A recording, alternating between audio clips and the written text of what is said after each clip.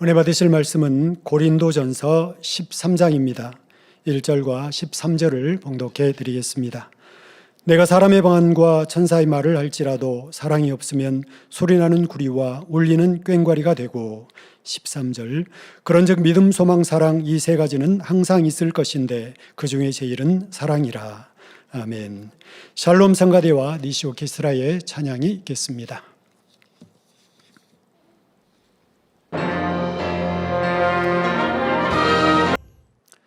당자님의 설교 사랑장 첫 번째 말씀을 들으시겠습니다. 사랑하는 성도 여러분, 전 세계 및 전국의 지교회 성도 여러분, 지성전 성도 여러분, 전 세계 인터넷을 통해 예배 드리는 모든 성도 여러분, 시청자 여러분, 오늘부터는 사랑장 강의 말씀을 증거합니다. 부모들은 자녀가 부모의 말을 잘 들으면 기뻐합니다. 예를 들어 부모가 자녀에게 공부하라면 열심히 공부하고 친구와 다투지 말라고 하면 다투지 않습니다. 바른 말씨와 몸가짐을 가지라면 그대로 순종합니다. 이런 자녀가 있다면 자녀를 바라보는 부모의 마음이 얼마나 흐뭇하겠는지요. 그런데 자녀가 부모의 말씀대로 순종하기는 하지만 정작 그 마음에 부모에 대한 사랑이 없다면 그 부모의 심정은 어떨까요? 어떻게 자녀가 부모를 사랑하지도 않는데 순종할 수 있는가 하고 생각할 수도 있지만, 자녀의 성격이 본래 순종적이거나 부모에게 혼나는 것이 두려워 순종할 수도 있습니다. 단지 의무감으로 순종하는 경우도 있을 수 있고요. 이처럼 사랑이 없는 순종은 부모를 기쁘게 할 수가 없으며 또한 이를 온전한 순종이라고 할 수도 없을 것입니다. 부모님들이 또 이렇게 자녀들을 너무 애지중지 키우다 보면, 그래서 심부름만 해도 심부름값이라고 이렇게 주고 그러면 나중에 점점 커가면서 심부름 시키면 심부름값 달라고 그럽니다. 그럼 안 준다면 안 해요, 심부름. 그런 자녀도 있는데요. 자, 아버지 하나님과 자녀인 여러분의 관계도 마찬가지입니다. 아버지 하나님께서 인간을 경작하시는 목적이 무엇입니까? 사랑을 주고받을 참 자녀를 얻으시는 것입니다. 그렇기 때문에 우리가 신앙생활을 하는 궁극적인 목적도 결국 마음 안에 참된 사랑을 이루는 것이지요. 그런데 우리가 하나님과 진정한 사랑을 나누려면 아버지 하나님께서 원하시는 사랑이 어떤 사랑인지를 잘 알아야 합니다. 하나님이 사랑이시라면 하나님의 사랑이 어떤 건지 알아야 우리도 따라서 그런 사랑을 이렇게 할 때 하나님이 기뻐하시지 않겠습니까? 하나님이 원하지 않는 사랑을 하고 사랑한다고 해봐야 그 인정받지를 못하죠. 사랑장의 말씀은 바로 이 사랑에 대해 밝히 알려주는 말씀이지요. 그리고 이 사랑장의 말씀은 이 마지막 때 성령의 도구로서 많은 영혼을 구원하기 원하는 분이라면 반드시 무장하고 양식 삼아야 할 말씀입니다. 성령의 도구가 되어 많은 영혼을 구원하기 위해서는 먼저 악이 없는 깨끗한 마음을 이루어야 합니다. 그러면서 여러분의 마음 안에는 반드시 영혼을 향한 뜨거운 사랑이 있어야 하지요. 사랑장 말씀은 여러분의 마음이 얼마나 성결되었으며 영혼에 대한 사랑이 얼마나 임해 있는지를 점검하는 기준이 되는 말씀입니다. 따라서 이 말씀을 무장하여 온전히 행할 수 있는 분이라면 마음 안에 참 사랑이 임했다고 할 수 있지요. 성령의 열매들도 이 사랑이 임하는 만큼 맺혀지게 되는 것이고요. 불법의 성함으로 많은 사람들의 사랑이 식어진 이때 전 세계 곳곳에는 상처받고 상한 심령들, 참사랑에 갈급해하는 무수한 영혼들이 있습니다. 그러므로 여러분 모두 이 말씀을 더 뜨겁게 사모함으로 오직 예와 아멘으로 받으셔서 이 사랑장 강해를 통해 뜨거운 사랑과 능력을 가진 성령의 도구들로 나오시기를 주님의 이름으로 축원합니다.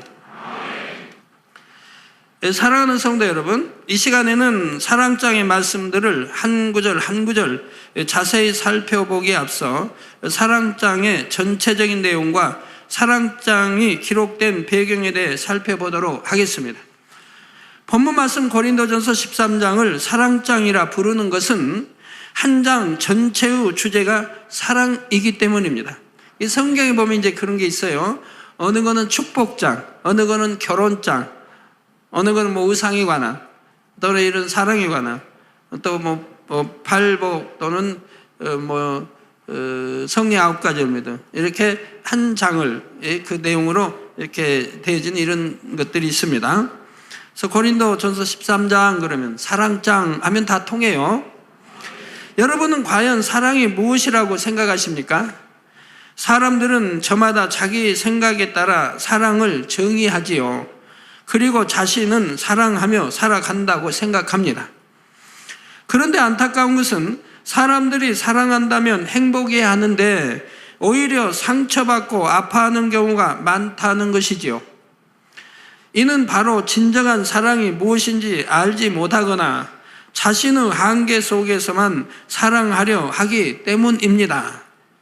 사랑장에는 이처럼 사람 편에서 생각하는 사랑이 아닌 아버지 하나님 편에서 말씀하시는 참된 사랑에 대해 잘 나와 있습니다. 우리가 왜 사랑해야 하는지, 사랑이란 무엇인지에 대해 자세하게 기록되어 있지요. 그러므로 이 시간 여러분 모두가 말씀을 통해 참된 사랑이란 어떤 것인지를 밝히 깨달으시고 듣는 모든 말씀들을 즉시 행하셔서 이제는 진정 주님을 사랑합니다 하고 고백할 수 있게 되시기 바랍니다. 성도 여러분, 먼저 본문 고린도전서 13장의 말씀이 기록된 배경을 살펴보면 사랑이 왜 중요한 것인가를 더 잘 이해할 수 있습니다. 본문의 바로 앞장인 고린도전서 12장에는 여러 가지 성령의 은사들과 직분에 대한 말씀이 나오는데 고린도 교회에는 여러 가지 성령의 은사들이 나타났지요. 그런데 여러 은사 중 어느 은사가 더 높으냐 하는 등 성도들 사이에 분쟁이 일어났습니다. 여러분, 은사가 참 많은데 어느 은사가 가장 높을까요? 뭐 권능도 있고, 여러 능력, 또 하여튼 생명의 이런 말씀 많은데 어느 것이 가장 높은 은사일까요? 고린도전서 12장 7절에 각 사람에게 성령의 나타남을 주심은 유익하게 하려 하심이라 말씀한 것처럼 각종 성령의 은사는 하나님께서 성도들의 신앙에 유익하도록 선물로 주신 것입니다.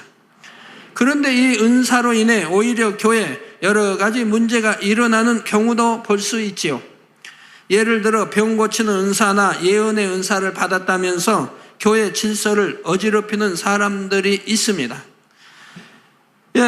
마치 세상에서 주술을 행하는 이들처럼 은사를 앞세워 스스로를 높이고 돈을 요구하는 등 자신의 유익을 구해 나가는 것이지요. 하나님의 은사는 절대 돈으로 사고 파는 것도 아니고 또 이렇게 오늘날 예언의 은사를 받은 경우는 극히 세계에 없다시피 합니다. 성령의 감동함으로 예언이 나올 수는 있어요.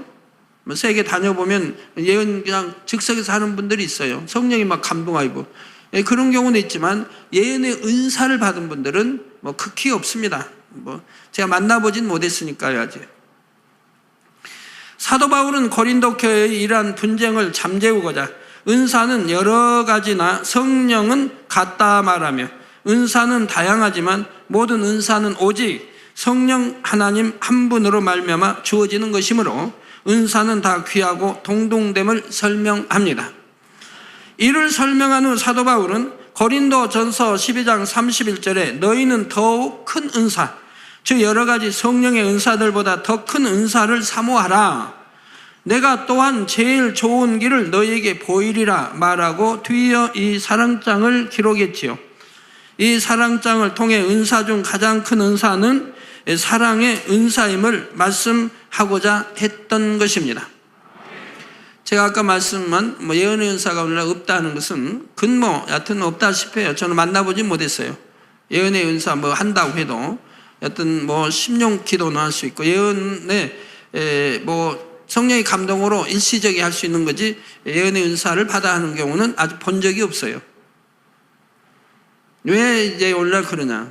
초대교회 때는 빌립 집사의 딸들도 예언의 은사인데, 여러분 빌립 집사가 얼마나 성결된 분인 줄 아셔야 됩니다. 스데반 집사도 그러고. 그래서 권능이 임한 거예요. 그 아비를 둔 그의 딸들이니 얼마나 성결됐겠습니까? 그래서 예언의 은사가 임했던 거예요. 성결되지 않으면, 악은 모양도 없이 성결되지 않으면 예언의 은사가 임할 수 없는 거예요. 영으로, 온영으로 들어가야죠. 그러나 영으로 들어갔다고 해서 꼭 예언의 은사가 임한다는 것은 아닙니다. 여하튼 기본 영으로 들어간 사람에게, 성결된 사람에게 예언의 은사가 임하는 것이라 이 말입니다. 이게 성결되지도 않는데 예언의 은사 받았다, 그거는 거짓말인 거예요. 또 즉 아버지 하나님께서 교회에 다양한 성령의 은사를 주신 목적은 결국 더욱 큰 은사, 곧 사랑을 온전히 이루게 하기 위함임을 깨우쳐 주고자 한 것이지요. 교회의 성도들에게 아무리 큰 은사나 직분이 주어졌을지라도 사랑이 없고 오히려 다툼과 분쟁이 일어난다면 그 은사는 차라리 없느니만 못한 것입니다. 이처럼 교회와 성도가 신앙생활을 하며 하나님의 나라와 의를 이루는 것의 궁극적인 목적은 사랑이라는 사실입니다. 성도 여러분, 그런데 사랑에는 참 사랑만 있는 것이 아니지요. 겉보기에는 그럴듯해 보이나 실제로는 참이 아닌 가짜 사랑도 있다는 사실입니다. 한 예를 들어 시장에는 명품의 상표를 달고 있고 그 모양이 명품과 똑같아 보이는데도 실제로는 명품이 아닌 모조품들도 많이 있다고 하지요. 특히 시계라든가 화장품이라든가 고급 시계, 가짜가 얼마나 판을 칩니까? 그래서 많은 사람들이 이 모조품을 진짜 명품으로 잘못 알고 구입하는 것입니다. 명품은 대개 오랜 시간이 흘러도 처음의 모양을 그대로 유지하며 그 질도 우수하지만 모조품은 사용한 지 얼마 되지도 않았는데 쉽게 해지거나 망가지는 경우가 많지요. 마찬가지로 사랑에도 명품과 같은 영의 사랑이 있고 모조품과 같은 육의 사랑이 있다는 사실입니다. 시계도 여러분 이렇게 좋다는 거 샀어도 몇 년 차보면 시간이 맞지 않는 몇 초씩 틀려지고 나중에 오래되면 30초도 틀려지고 하는 시계들이 있죠. 근데 참 스위스제라는 참 명품은 한 10년을 차도 전혀 틀리지 않아요. 변질되지도 않고. 그래서 명품과 모조품의 차이는 크지요. 영원히 변하지 않으며 오직 상대를 위해 자신의 모든 것을 희생하는 사랑이 있는가 하면, 반면에 어느 정도 시간이 흐르면 변질되어 조그만 일에도 쉽게 깨어지는 사랑도 있지요. 지금부터 세상에서 흔히 사랑이라 부르는 것들을 말씀드릴 때 여러분은 그 사랑이 과연 참된 것인지 아니면 모조품에 해당하는지 구분해 보시기 바랍니다. 그래서 여러분 모두는 명품과 같은 참된 영의 사랑을 할 수 있으시기 바랍니다. 먼저 이웃이나 친구 간의 사랑을 살펴보겠습니다. 우리 한국 사람들은 이웃이 형제나 다를 바 없다 하여 이웃을 이웃 사촌이라 일컫기도 합니다. 그만큼 이웃끼리 친분이 두텁다는 의미이지요. 그러나 이 말은 점차 옛말이 되어가고 있습니다. 요즘은 대부분 이웃끼리 문을 굳게 걸어 잠그고 집 주변에는 높은 담을 쌓을 뿐만 아니라 눈에 보이지 않는 마음의 담을 쌓고 살기도 합니다. 남들에게는 관심이 없기 때문에 이웃에 누가 살고 있는지도 모르며 알려고도 하지 않습니다. 오직 나 자신과 내 가족만을 중요하게 여기는 것이지요. 또 이웃이 조금만 피해를 준다고 느끼면 앞뒤 잴 것 없이 배척하거나 맞서 싸우려 합니다. 요즘에는 이웃끼리 사소한 일로 서로를 고소하고 법정까지 송사하는 일들이 많다고 하지요. 친구의 사랑은 어떻습니까? 이 친구만은 끝까지 내 편이 되어줄 것만 같았는데 철석같이 믿었던 친구가 배신하고 떠남으로 큰 상처를 받는 사람들이 많습니다. 근데 이것도요, 어떤 이제 친구는 친한 친구, 뭐 형제도 그렇고 친한 친구인데, 그만 부도가 하여튼 잘못돼가지고, 좀 돈이 필요한 거예요. 부도 뭐 직전이라든가. 그러면 친한 친구에게 친구야, 너 돈 좀, 나 좀 빌려다오. 아니면 나 담보 좀 서다오. 나 부도 면하면 내가 다시 갚아주겠다 하고 합니다. 그러면 친구가 보니까 아무래도 위험하거든요. 담보 잡혀줬다가 이거 받을 길이 없을 것 같고, 같이 망할 것 같고, 하니까, 담보를 안 잡혀준단 말이에요. 그러면 뭐라고 말해요? 네가 친구냐 그러죠. 네가 친구냐. 난 너를 믿었는데 너는 나를 이렇게 배신할 수 있느냐. 바로 이렇게 배신한 단어가 사용되지요. 그러면서 나는 너를 그렇게 사랑했는데 너는 이제 우리는 친구 이제 그만하자라고 말합니다. 그러면 누가 배신한 겁니까? 담보해달라고 한 사람이 먼저 배신한 거예요. 정말 친한 친구라면 친구에게 고통 주는 게 아니고요, 내가 잘못된 거 친구에게까지 짐지어서 만약에 그것이 회복된다 몰라도 회복되지 않으면 친구까지 망하는 거 아닙니까? 그게 사랑입니까? 친구 망하면 친구만 망하는 게 아니고 친구 가정, 자녀들, 아내, 가정까지 망하지 않습니까? 그런 걸 요구해놓고 요구 들어주지 않는다고 너는 나의 친한 친구인 줄 알았더니 뭐 아니라고, 이제는 친구라고 하지 말자라고 한다 이 말. 그런 거는 사랑이 아니라 이 말입니다. 오늘날 그런 게 얼마나 많이 있습니까? 예? 형제간에도 있고. 그런 거를 하나님은 사랑이라고 하지 않아요. 믿음의 우리 성도들 가운데도 그런 일은 결단코 있어서는 안 되는 거예요. 왜? 하나님의 공의, 하나님 말씀을 어기기 때문에 사단의 역사가 따른다 이 말. 그래서 같이 망하는 경우가 대부분입니다.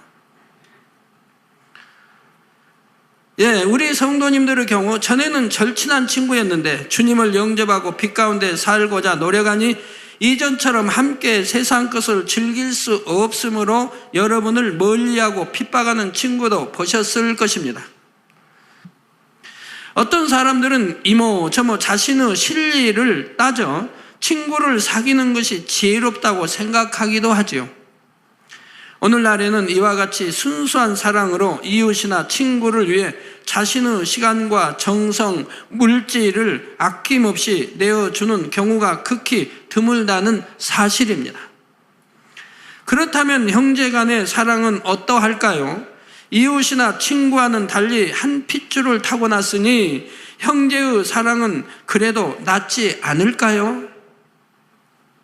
물론 같은 부모에게서 태어나 어릴 적부터 함께 자라난 형제는 아무래도 남보다는 더 각별한 사이입니다.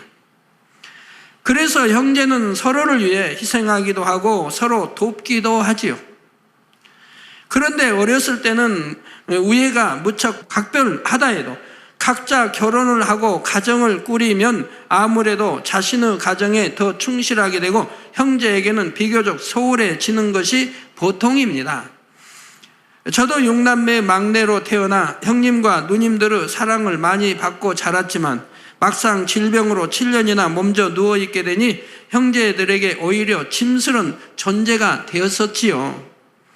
형제들도 아픈 동생을 돕고자 어느 정도까지 노력했지만 결국 자신의 한계에 이르니 외면하는 그런 경우도 있었고요. 근데 무슨 낳는다고 하는 어떤 보장이 있다면 뭐 끝까지 도와줄 수 있는데 낳는다고 하는 보장이 없기 때문에 이제 결국은 외면 당해지는 이런 경우도 보게 됩니다. 물론 이런 경우 자신의 가족도 돌보아야 하니 그래도 이해할 수 있지만 세상에서는 자신의 유익을 구하는 마음이 극한 경우 형제끼리 부모님의 유산을 두고 심히 다툼으로 원수가 되기도 합니다. 한 부모의 피를 나눈 형제들이 오히려 남보다 못한 사이가 되는 일이 많으니 안타깝지요. 유산 분배 이런 일이 일어나면 그냥 아내는 오빠 뭐하고 그렇게 사랑해요 했던 것이 어느 순간에 변해서 남편 편이 되어서 오빠와 아주 이제 적대관계, 어찌하면 좀 더 많이 끌어내고자 하는 그러한 일들이 벌어지는 것도 보게 되죠. 그렇다면 결혼하여 한 몸을 이룬 부부의 사랑은 어떨까요? 남녀가 연애할 때 보면 당신 아니면 못 산다, 언제까지나 변함없이 당신을 사랑하겠다 하는 등 온갖 달콤한 말로 사랑을 고백하고 맹세합니다. 그런데 막상 결혼하고 나면 어떻습니까? 우리 남성 누님들 잘 들으세요. 아내 되신 분들도 잘 들으시고요. 당신 때문에 내가 못 살겠다 말하기도 하고 속았다며 상대를 원망하기도 합니다. 그렇게 사랑한다고 고백해놓고 결혼하고 나니까 몇 달 안 돼서 뭐 가문 따지는 사람도, 오늘날은 잘 모르는데 하여튼 예전에는 80년대까지도 있었죠. 가문 따지고 또 학식 따지고 교양 따지고 성격 따지고, 우린 성격이 안 맞다는 거죠. 안 맞다고 말이 나오면 그 다음에는 헤어지자는 말이 나오죠. 헤어져도 좋다, 헤어지는 게 낫다, 이런 이제 다음 표현이 나오죠. 우린 성격이 안 맞다, 너무 안 맞다. 그래서 참 하나 되기 이렇게 참 어렵다라는 표현을 예사로 쓰지요.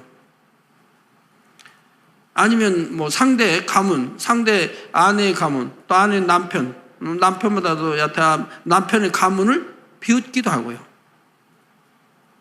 남편은 음식이 조금만 입에 안 맞아도 아내를 타박하기도 하고, 아내는 남편이 돈을 좀 적게 벌어오면 친구 누구네는 벌써 집을 산대, 좋은 차를 샀대 하며 남편을 쿡쿡 찌르기도 하고요.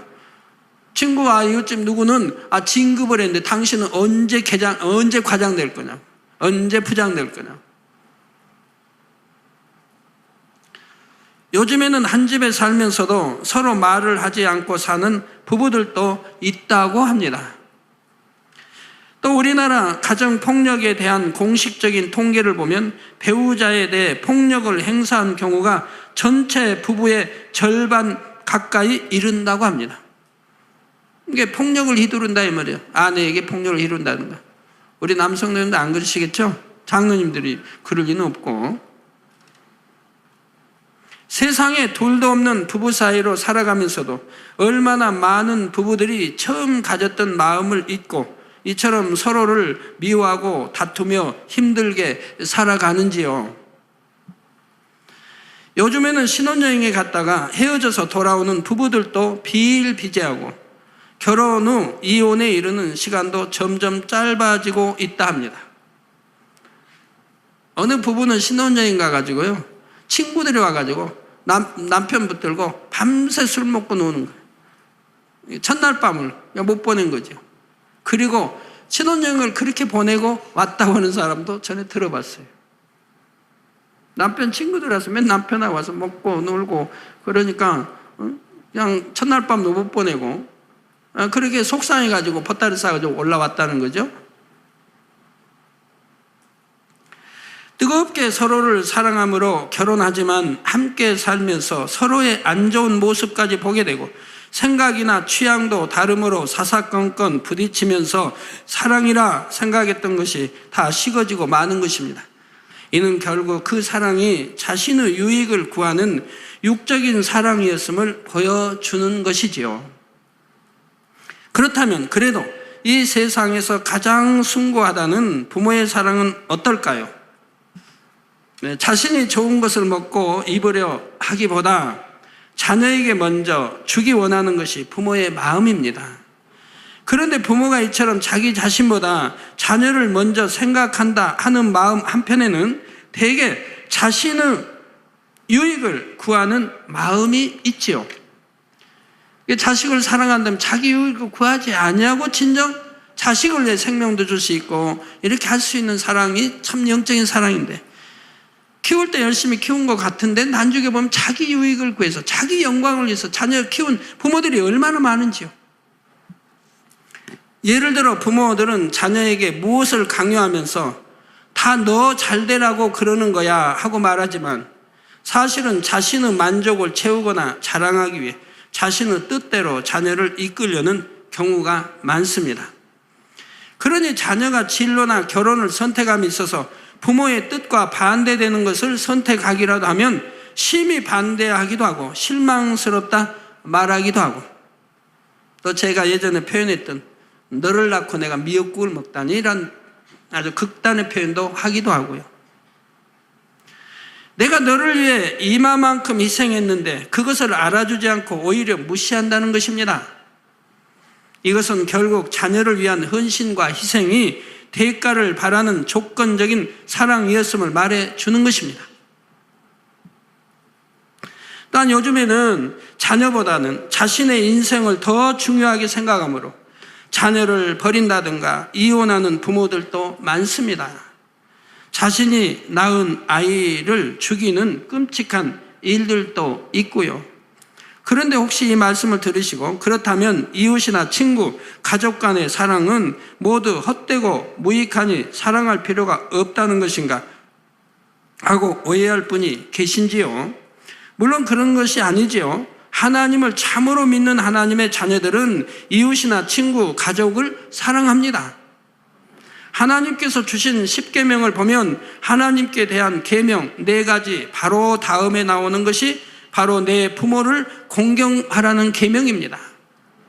에베소서 5장 33절에는 각각 자기의 아내 사랑하기를 자기같이 하고 아내도 그 남편을 경외하라. 아내가 남편을 경외하지 못하면 영적인 사랑 줄 수가 없습니다. 남편을 경외해야죠. 또 아내도 마찬가지. 아내를 내 몸같이 사랑하라는 거예요. 서로가 이렇게 사랑을 해야지. 한쪽만 사랑하고 한쪽은 사랑만 받고 안 주면 그거 안 되죠.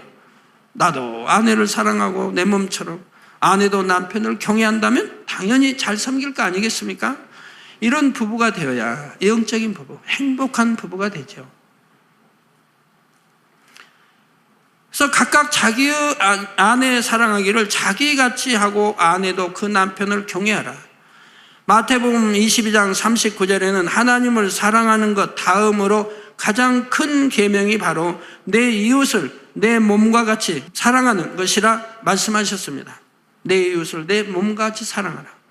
그러므로 하나님의 자녀는 신앙생활을 한다고 해서 가족 등 주변 사람들에게 소홀한 것이 아니라 누구보다 참된 사랑을 베풀어야 하지요.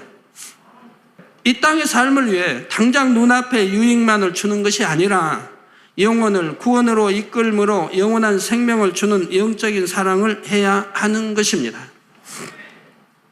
이런 사랑에 대한 이야기를 하나 들려드리겠습니다. 열심히 신앙생활을 하는 한 여집사님이 있었는데 이분의 남편은 교회에 나가지도 않고 오히려 교회에 나가는 아내를 핍박했습니다. 무슨 일만 있으면 아내가 교회에 나가는 것을 트집 잡고 아내를 못 살게 굴었지요. 그러던 어느 날 이 아내는 새벽 기도에 나가기 시작했는데 그 품속에 늘 남편의 신발을 안고 갔습니다. 그리고 그 신발을 품에 꼭 안은 채 하나님, 오늘은 이렇게 신발만 교회에 나왔습니다. 다음에는 이 신발 주인도 함께 나올 수 있도록 인도해 주세요. 하고 눈물을 흘리며 매일같이 기도했지요. 그런데 얼마간의 시간이 흐른 후 참으로 놀라운 일이 일어났습니다. 이 집사님의 남편이 함께 교회에 나가게 된 것이지요. 남편은 일찍이 출근을 하기 위해 신발을 신을 때마다 한겨울에도 신발에서 온기가 느껴지는 것이 신기하여 이를 이상히 여기게 되었지요.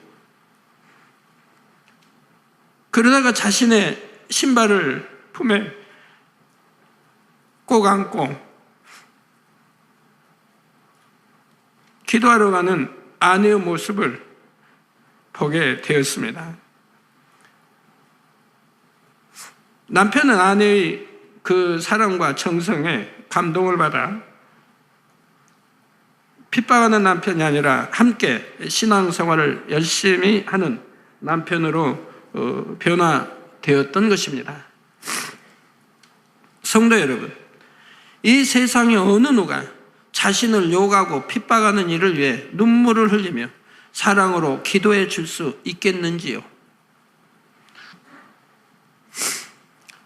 또한 오직 자신만을 위해 살아가는 지금 같은 세상에 그 누가 외롭고 소외된 이웃을 위해 희생하며 때로는 멸시를 받으면서도 마음 중심으로 사랑을 전할 수 있겠습니까? 바로 우리 주님으로부터 참 사랑을 받고 배운 하나님의 자녀들이 할 수 있는 것이지요. 여러분 중에는 주님을 알기 전 육적인 사랑으로 인해 아픔을 느껴본 경험을 가진 분들이 계실 것입니다. 그런데 여러분이 그 헛된 사랑에 아파하고 외로워할 때 위로해 주시고 친구가 되어 주신 분이 한 분 계시지요. 누구이십니까? 바로 우리 주님이시지요. 이사야 53장 3절에 보면 그는 곧 예수님은 멸시를 받아서 사람에게 실어버린 바 되었으며 간고를 많이 겪었으며 질고를 아는 자라. 마치 사람들에게 얼굴을 가리우고 보지 않음을 받는 자 같아서 멸시를 당하였고 우리도 그를 귀히 여기지 아니하였도다 했습니다. 우리 예수님은 아무 허물이 없으심에도 이처럼 사람들에게 외면당하고 멸시를 받으셨지요. 또 예수님은 많은 간고, 곧 가난함과 고생스러움을 겪으셨습니다. 질고, 곧 질병의 고통도 너무나 잘 아시지요. 그래서 그 누구보다도 우리 인생들의 마음을 잘 아시며 이해하신다는 사실입니다. 예수님은 이처럼 하늘 영광을 뒤로 하시고 친히 이 땅에 오셔서 인생들과 같이 고난의 길을 가심으로 우리의 참된 위로자요 친구가 되어 주셨습니다. 또한 우리를 대신하여 십자가에서 죽으시기까지 세상이 줄 수 없는 참된 사랑을 주셨지요. 우리 남편 되신 분들 아내에게 오늘 은혜를 받으셨으면 이런 사랑을 좀 주세요. 그동안 못 줬던 사랑을 좀 많이 주세요. 그런다고 또 오늘 말씀 듣고 내가 은혜 받고 했으니까 나도 변화돼야지. 내가 오늘은 밥을 하겠다고. 그러면 또 아내 되신 분, 아이고, 당신 이렇게 변화됐네요. 은혜 많이 받으셨네요. 감사하네요. 그러시면 안 돼요. 남편씨, 절대 안 돼요. 복은 제가 책임질 거예요.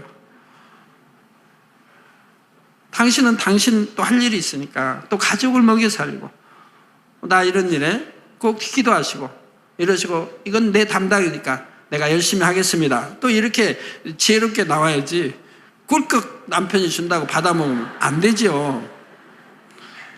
서로가 섬기는 마음이 돼야죠. 그래도 남편이 굳이 해주겠다면 맞이 못한 척 이렇게 하긴 하는데 그런다고 남편이 매일 그러면 안 되고요. 가끔 가다가 한 번씩 꿈에 떠오도 묻게 한 번씩 해주면 얼마나 좋아요. 그러면 또 안에 밥상이 다른 때와 또 다르게 나올 거 아닙니까? 정성들이 나올 거 아닙니까? 밥상이 정성들이. 저도 주님을 영접하기 전 7년 동안이나 온갖 질병으로 고통받으면서 질병과 가난의 아픔과 외로움이 무엇인지를 절절히 느껴볼 수가 있었습니다. 병석에 누워있다 보니 제게 남은 것은 병든 몸과 눈덩이처럼 불어나는 빛, 세상의 멸시와 천대, 외로움과 절망감 뿐이었지요. 그러나 제게 참 사랑을 주신 유일하신 분, 바로 우리 주님을 만나면서 모든 질병을 치료받았고 새 생명을 얻어 새로운 삶을 살게 되었습니다. 그럼 우리 주님은 주님의 유익을 저를 이렇게 고쳐주신 것도 아니고 주님의 유익만으로 나를 사랑하라 하신 것도 아닙니다. 우리 주님이 주신 사랑은 저를 위해서 내 자신을 위해서 주신 사랑이었고 그리고 하나님의 영광을 위해서 또 하나님 나라를 더 나아가서는 그 은혜 갚음이 하나님의 나라를 위해 충성하는 거죠. 그거 달라 하셔도, 성경에 뭐 많이 주고 많이 주고 달라고 하셔도, 그냥 주님이 뭐 없어서 배부르게 잡수시기 위해서 달라하신 게 아니지 않습니까? 그것도 저를 위한 거예요. 성경에 저를 네가 심으면 심은 대로 거두고, 달라 해서 이걸 아버지 이루면 아버지가 또 전지전능하신 아버지가 또 더 크게 축복 주시고, 그러니까 달라고 하셔도 저를 위한 거예요. 하나님 자신을 위한 게 아니고요. 오직 하나님은 주시기만 좋아하십니다. 주시기만 좋아하시죠. 모든 병을 깨끗이 치료받은 후에는 산더미 같은 빛을 안고 가장 낮은 바닥부터 시작하게 되었는데, 이른 새벽부터 늦은 밤까지 노동벌이를 하며 산동네의 단칸방에 5 식구가 살던 때가 있었습니다. 몇 년을 그렇게 살았죠. 지금은 그 모든 시간들이 얼마나 값지게 여겨지는지요. 정말 그때가 값져요. 저는 어려서 농촌에 산 게 얼마나 감사한지 몰라요. 농촌에 살아서 보릿고기도 맛보았고, 쑥 뜯어서 어머니, 또 저도 어머니 도와주기 위해서 쑥 뜯으러 다녔어요. 쑥이 이렇게 오늘 아침에 너나 뜯어가니까, 뜯어가면 이제 뭐 뿌리하고 좀 있죠. 그것도 또 뜯어요. 그거 뜯어다가 국 끓여 먹고 죽 써 먹고요.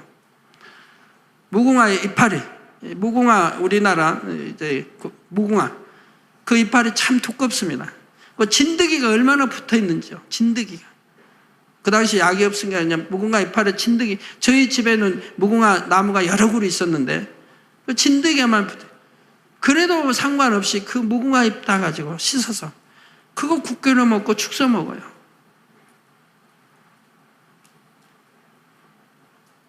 그런 과정을 거쳐 살아왔기 때문에 오늘날은 이 고추장에다가 간장에다가 이렇게 밥을 비벼 먹으면서도 얼마나 감사한지 몰라요. 너무 감사한 거예요. 없어서 그렇게 먹는 게 아니죠. 예전에는 그렇게도 살았는데 얼마나, 지금은 고추장도 그냥 고추장입니까? 거기다 파도 넣고 좀 설탕도 넣어서 좀 맛있게 했고, 간장도 거기다가 파 썰어 넣고 좀 맛있게 해서 비벼 먹는데 얼마나 맛있어요. 거기다가 참기름 한 방울로 떨어뜨려서 비벼 먹는데. 그러니까 얼마나 감사한지 몰라요.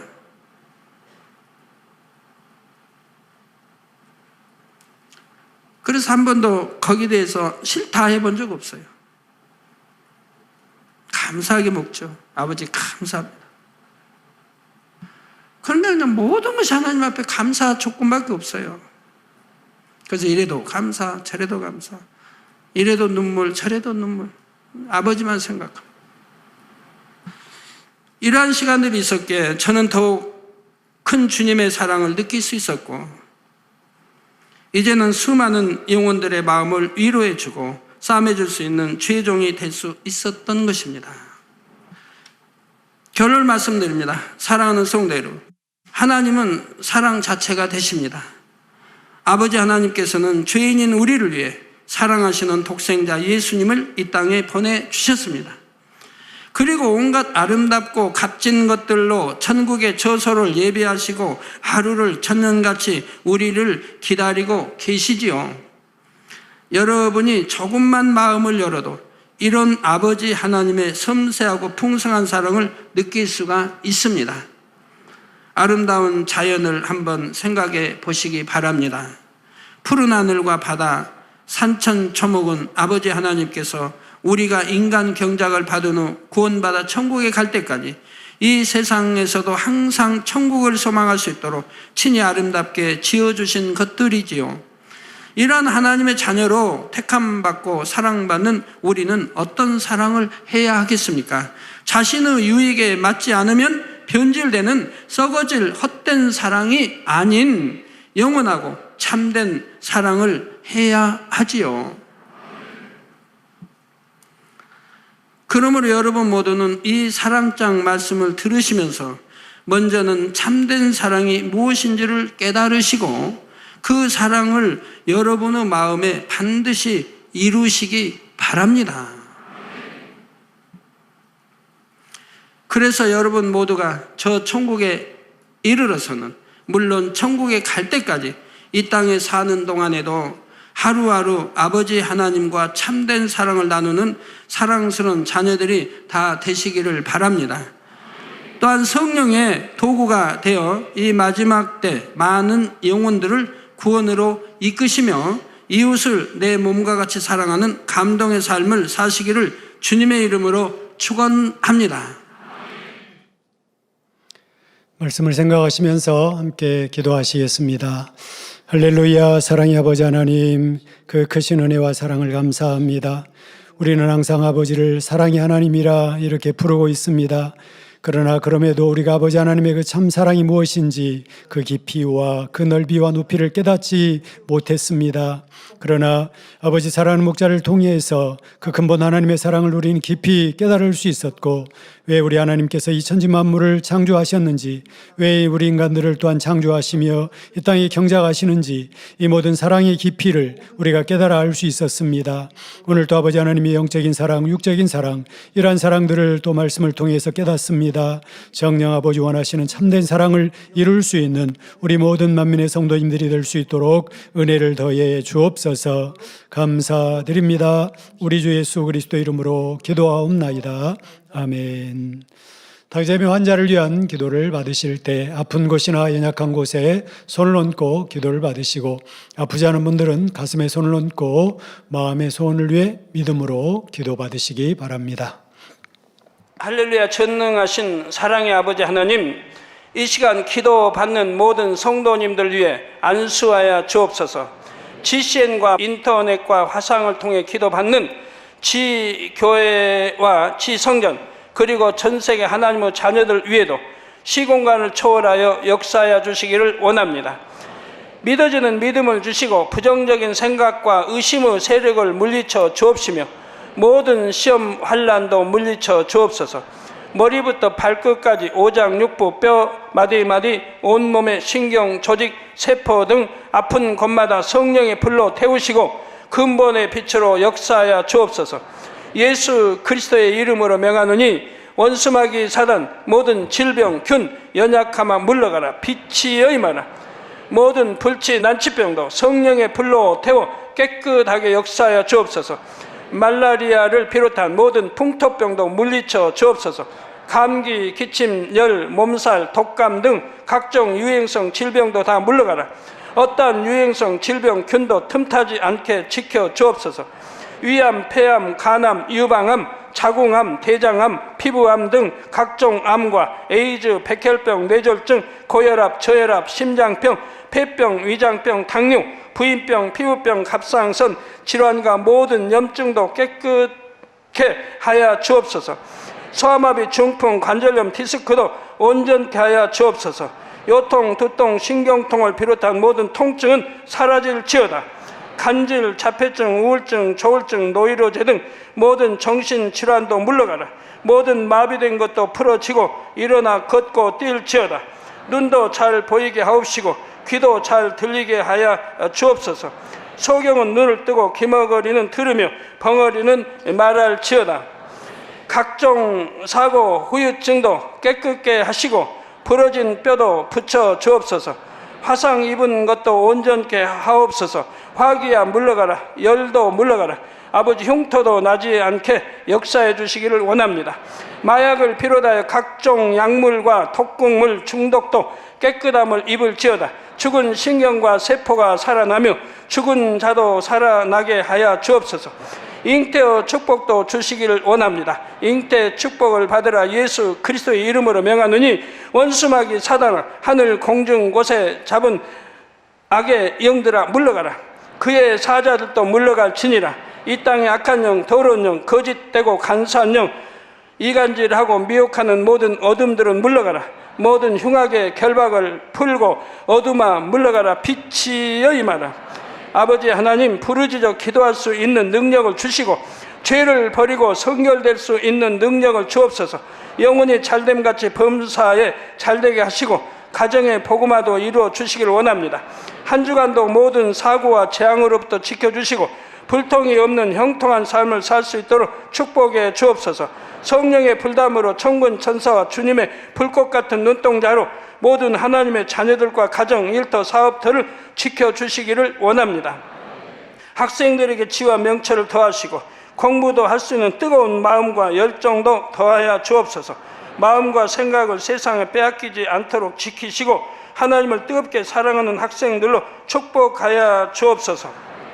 하나님의 자녀들이 먹으나 마시나 입으나 무엇을 하든지 하나님 앞에 영광 돌리는 삶이 되게 축복하여 주시기를 원합니다. 나는 하나님을 만났노라, 체험했노라, 응답 받았노라, 축복 받았노라, 간증하는 입술이 되게 역사하여 주옵소서. 아버지 하나님 감사합니다. 홀로 영광 받으옵소서. 우리 주 예수 그리스도의 이름으로 기도하옵나이다. 아멘.